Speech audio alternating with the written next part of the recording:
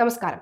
Rahul മാങ്കൂട്ടത്തിനെ MLA സ്ഥാനത്ത് നിന്നും നീക്കാനുള്ള പരാതി നിയമസഭയുടെ പ്രിവിലേജ് ആൻഡ് എത്തിക്സ് കമ്മിറ്റിക്ക് മുൻപിലെത്തുന്നതും ഇതേ ദിവസം തന്നെയാണ്.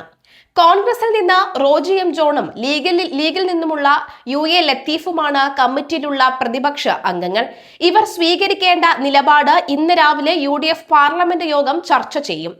ജാമ്യത്തിൽ ഇറങ്ങിയെങ്കിലും രാഹുൽ മാങ്കൂട്ടത്തിൽ നിയമസഭയിൽ എത്തുമെന്ന് സ്ഥിരീകരിച്ച വിവരമില്ല. ഇന്നു മുതൽ 4 വരെയാണ് ബജറ്റിൽ പൊതുചർച്ച. 5-ന് നടപ്പ് സാമ്പത്തിക വർഷത്തെ അവസാന ബാച്ച് ഉപധനാഭ്യർത്ഥനകൾ, കഴിഞ്ഞ ഏതാനും സാമ്പത്തിക വർഷങ്ങളിലെ അധിക ധനാഭ്യർത്ഥനകൾ എന്നിവ അവതരിപ്പിക്കും. LDFന്റെ വടക്കൻ മേഖല ജാഥ തുടങ്ങിയതിനാൽ MLA-മാരുടെ ഹാജർ കുറയും. CPM സംസ്ഥാന സെക്രട്ടറിയും MLA-യുമായ MV ഗോവിന്ദനാണ് ജാഥ ക്യാപ്റ്റനായി വരുന്നത്. ജാഥ കടന്നുപോകുന്ന വടക്കൻ ജില്ലകളിലെ MLA-മാർ മണ്ഡലങ്ങളിലാകുമെന്നതിനാൽ ഇവർ സഭാ സമ്മേളനത്തിൽ എത്തില്ല. അപ്പോൾ എന്താ ഈ പറയുന്ന രീതിയിൽ രാഹുൽ മാങ്കൂട്ടം എത്തുമോ എന്ന ചോദ്യവും ഉയരുന്നുണ്ട്. രാഹുലിന്റെ കാര്യങ്ങളെല്ലാം സസ്പെൻസും സർപ്രൈസും നിറഞ്ഞവയാണ്. രാഹുൽ വരുമെന്ന് വിചാരിച്ചാൽ വന്നിരിക്കും, വരില്ലെന്ന് വിചാരിച്ചാൽ ആ വഴിക്ക് പോലും തിരിഞ്ഞു നോക്കാത്ത വ്യക്തിയാണ് രാഹുൽ മാങ്കൂട്ടത്തിൽ. അതുകൊണ്ട് തന്നെ നിയമസഭയിലേക്ക് വരുമോ ഇല്ലയോ എന്ന് കാത്തിരുന്ന് കാണണം. ഏതായാലും രാഹുൽ മാങ്കൂട്ടത്തിന് ജാമ്യം കിട്ടിയതിന് പിന്നാലെ അന്ന് രാത്രി അടൂർ വീട്ടിലേക്ക് എത്തിയ മാധ്യമപ്പടയെ നാട്ടുകാർ കൈകാര്യം ചെയ്തതിന് പിന്നാലെ തന്നെ ഇപ്പോൾ അടൂർ വീടിന് ചുറ്റും CCTV ക്യാമറകൾ പോലെ മാധ്യമങ്ങളുടെ ക്യാമറകൾ നിൽക്കാറില്ല. അങ്ങനെ വന്നാൽ തന്നെ അടിച്ചോട്ടിക്കുകയാണ് നാട്ടുകാരുടെ ഇപ്പോഴത്തെ ജോലി. അതുകൊണ്ട് തന്നെ രാഹുൽ മാങ്കൂട്ടത്തിൽ നിന്നോ തിരിഞ്ഞോ അനങ്ങിയോ നടന്നോ എന്ന് പോലും നോക്കാനും അത് പരദൂഷണ കഥകളായി അടിച്ചിറക്കാനും ബിഗ് ബ്രേക്കിംഗ് എന്ന വെണ്ടയ്ക്ക അക്ഷരത്തിൽ കൊടുക്കാനും ഇപ്പോൾ പ്രധാന മാധ്യമങ്ങൾക്ക് സമയവുമില്ല. അതിനുള്ള അവസരങ്ങൾ രാഹുലായിട്ട് ഉണ്ടാക്കി കൊടുക്കുന്നുമില്ല. രാഹുൽ മാങ്കൂട്ടത്തിന്റെ കേസുമായി ബന്ധപ്പെട്ട് ഹൈക്കോടതിയിൽ നടന്ന വാദപ്രതിവാദങ്ങൾക്ക് ശേഷം ഹൈക്കോടതി രാഹുലിന് അനുകൂലമായാണ് തീരുമാനമെടുത്തെങ്കിൽ പോലും വളരെ നിർണായകമായ 1-2 പോയിന്റിൽ രാഹുലിനെ നിശിതമായിട്ട് അങ്ങ് വിമർശിക്കുന്ന സാഹചര്യവും ഉണ്ടായിരുന്നു. അതിൽ പ്രധാനമായും എടുത്തു പറയേണ്ടത് തീർച്ചയായും രാഹുൽ മാങ്കൂട്ടം ഇത്തരത്തിൽ സ്ത്രീകളുടെ നഗ്ന ദൃശ്യങ്ങൾ ഫോണിൽ പകർത്തിയിട്ടുണ്ടെങ്കിൽ, അത് സൂക്ഷിച്ചിട്ടുണ്ടെങ്കിൽ അത് ഗൗരവതരമായിട്ടുള്ള വിഷയം തന്നെയാണ്. അതിന് കൃത്യമായ നടപടി സ്വീകരിക്കേണ്ടതുണ്ട്. അതൊരു മറ്റൊരു ദിവസം ആ കേസുമായി ബന്ധപ്പെട്ട് നമുക്ക് വിശദമായ ചർച്ചയ്ക്ക് ആവശ്യമുണ്ടെന്ന് പറയുന്നു. മാത്രമല്ല, രണ്ടാമത്തെ കാര്യം എന്ന് പറയുന്ന നിർബന്ധ ഗർഭചിത്രവുമായി ബന്ധപ്പെട്ടുള്ള കാര്യമാണ്. അതും രാഹുൽ മാങ്കൂട്ടത്തിന്റെ ഭാഗത്തു നിന്നും ഉണ്ടായിട്ടുണ്ടെങ്കിലും അതും പൊറുക്കാൻ കഴിയാത്ത വീഴ്ചയാണ്. അതും നമുക്ക് കണ്ടില്ല എന്നടിക്കാൻ കഴിയില്ല. അപ്പോൾ ഈ 2 വിഷയത്തിലും രാഹുൽ മാങ്കൂട്ടത്തിനെ പ്രത്യേക രീതിയിൽ തന്നെ ഹൈക്കോടതിയിൽ നിന്നുള്ള വാദത്തിനിടയിൽ ഹൈക്കോടതി എടുത്ത് പറയുകയും രൂക്ഷമായ ഭാഷയിൽ വിമർശിക്കുകയും ചെയ്തിരുന്നു. കേസ് ഏതായാലും തുടങ്ങിയിട്ടല്ലേ ഉള്ളൂ. പ്രാഥമിക ഘട്ടത്തിൽ മാത്രമാണ് കേസ് നിൽക്കുന്നത്.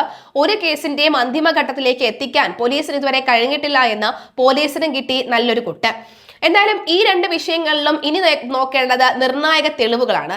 ആ 2 തെളിവുകളും ഇതുവരെയും പോലീസിന് ലഭിച്ചിട്ടില്ല എന്നതിന്റെ ഉദാഹരണം തന്നെയാണ് കഴിഞ്ഞ ദിവസങ്ങളിലൊന്നും തന്നെ രാഹുൽ മാങ്കൂട്ടത്തിനെ പൂട്ടാനായി ഈ 2 തെളിവുകളും കോടതിയിൽ ഹാജരാക്കാതിരുന്നത്. അതായത് ഈ രാഹുൽ മാങ്കൂട്ടത്തിന്റെ മൊബൈൽ ഫോണിൽ ഇത്തരത്തിലുള്ള നഗ്ന ദൃശ്യങ്ങൾ ഉണ്ടായിരുന്നുവെങ്കിൽ അത് എപ്പോഴേ കോടതിക്ക് മുൻപാകെ ഹാജരാക്കുമായിരുന്നു. മാത്രമല്ല, ഈ ഗർഭചിത്രം നടത്തി എന്ന് പറയുന്ന തരത്തിൽ, അതായത് നിർബന്ധിത ഗർഭചിത്രം നടത്തി എന്ന് പറയുന്ന തരത്തിലുള്ള തെളിവുകൾ എന്തെങ്കിലും ഉണ്ടായിരുന്നു െങ്കിൽ അതും നേരത്തെ തന്നെ അതിജീവിത കോടതിക്ക് മുൻപാകെ ഹാജരാക്കാമായിരുന്നു. എന്തായാലും ഈ 2 കാര്യങ്ങൾ തെളിവുകളുടെ അപാകത ഉണ്ടായാൽ കേസ് തള്ളിപ്പോകുമെന്ന കാര്യത്തിൽ സംശയമില്ല. എന്തായാലും ഇനി നിയമസഭയിലേക്ക് വരികയാണെങ്കിൽ രാഹുൽ മാങ്കൂട്ടത്തിനെ MLA സ്ഥാനത്ത് നിന്നും പറഞ്ഞു വിടുമോ എന്നതാണ് പ്രധാന ചോദ്യം, അല്ലെ? അങ്ങനെ ഇപ്പോൾ രാഹുൽ മാങ്കൂട്ടത്തിനെ പറഞ്ഞു വിടുകയാണെങ്കിൽ തീർച്ചയായിട്ടും പ്രതിപക്ഷ അംഗങ്ങളിൽ നിന്നും രാഹുലിന് അനുകൂലമായ ഒരു നിലപാട് ഉണ്ടാകുമെന്ന് തോന്നുന്നില്ല. പക്ഷെ അനുകൂല നിലപാട് ആരുടെ ഭാഗത്തും ഇല്ല എന്നുണ്ടെങ്കിൽ പോലും ഇതിന് കൃത്യമായ ചിട്ടവട്ടങ്ങളുണ്ട്. അതായത് എത്തിക്സ് കമ്മിറ്റിക്ക് വേണമെങ്കിൽ രാഹുലിനെതിരെ നമുക്ക് റിപ്പോർട്ട് സമർപ്പിക്കാം. സ്പീക്കർക്ക് വേണമെങ്കിൽ രാഹുലിനെ ഇംപീച്ച് ചെയ്യാം, അതായത് MLA പദവിയിൽ നിന്നും ഒഴിവാക്കാം. എങ്കിൽ അത് ചരിത്രത്തിൽ ആദ്യമായിട്ടുള്ള സംഭവം തന്നെ ആയിരിക്കും.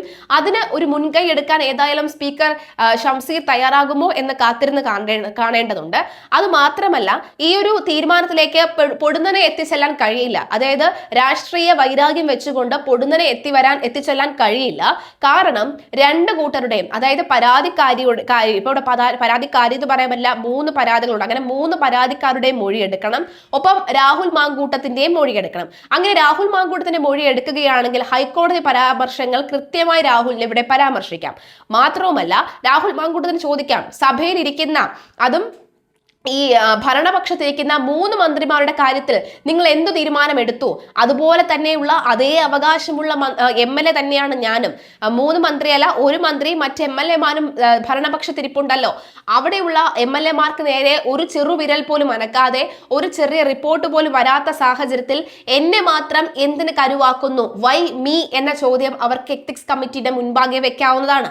ഇങ്ങനെ വെച്ച് കഴിഞ്ഞാലും രാഹുൽ മാങ്കൂട്ടത്തിന് കൃത്യമായ മറുപടി അവർ കൊടുക്കേണ്ട ഉത്തരവാദിത്തം, അത് കൊടുക്കേണ്ട ബാധ്യത രാഹുൽ മാങ്കൂട്ടത്തിന് കൊടുക്കേണ്ട ബാധ്യത ഈ എത്തിക്സ് കമ്മിറ്റിക്ക് ഉണ്ട്. MV ഗോവിന്ദനാണ് ഈ എത്തിക്സ് കമ്മിറ്റിയുടെ അമരത്തുള്ള ഈ CPM നിന്നുള്ള നേതാവ്. അങ്ങനെയെങ്കിൽ ഈ തീർച്ചയായും എത്തിക്സ് കമ്മിറ്റി മുഖേന ഈ രാഹുൽ മാങ്കൂട്ടം പുറത്താവുകയാണെങ്കിൽ CPM വലിയൊരു തിരിച്ചടി തന്നെയായി മാറുമെന്ന കാര്യത്തിൽ യാതൊരു സംശയവും വേണ്ട. കാരണം ഇപ്പോഴും ഈ പറയുന്ന നമ്മൾ ഇപ്പോഴും രാഹുൽ മാങ്കൂട്ടം ചെയ്ത പ്രവർത്തികളെ ന്യായീകരിക്കുകയോ അല്ലെങ്കിൽ അതിജീവിതമാരെ കുറ്റപ്പെടുത്തുകയോ അല്ല ചെയ്യുന്നത്. നിയമവശങ്ങളിലൂടെ പോകുമ്പോൾ രാഹുൽ മാങ്കൂട്ടൽ നിയമത്തിന് മുന്നിൽ തെറ്റ് ചെയ്തിട്ടില്ല എന്ന് പറയുന്നു. സാധാരണക്കാരന്റെ മുന്നിൽ രാഹുൽ മാങ്കൂട്ടൽ തെറ്റ് ചെയ്തിട്ടുണ്ടോ എന്ന് ചോദിക്കുമ്പോൾ സാധാരണക്കാരുടെ അഭിപ്രായം എങ്ങനെയാണ് ഒരാൾ മാത്രം തെറ്റ് ചെയ്യുന്നത് എന്നാണ് അവർ ചോദിക്കുന്നത്. തീർച്ചയായിട്ടും പൊതുജനങ്ങൾക്ക് തീരുമാനമെടുക്കാനുള്ള സ്വാതന്ത്ര്യമുണ്ട്. ആ തീരുമാനം എടുക്കുമ്പോഴാണ് കൃത്യമായി തന്നെ അവർ പറയുന്നത് രാഹുൽ ഞങ്ങൾ ഇപ്പോഴും പിന്തുണയ്ക്കുന്നുണ്ട് എന്ന്. രാഹുൽ പാലക്കാടോ മറ്റേത് ജില്ലയിലോ സ്വതന്ത്രനായി നിന്നാൽ ഞങ്ങൾ ജയിപ്പിക്കുമെന്ന് പറയുന്നതിന്റെ കാരണവും അത് തന്നെയാണ്.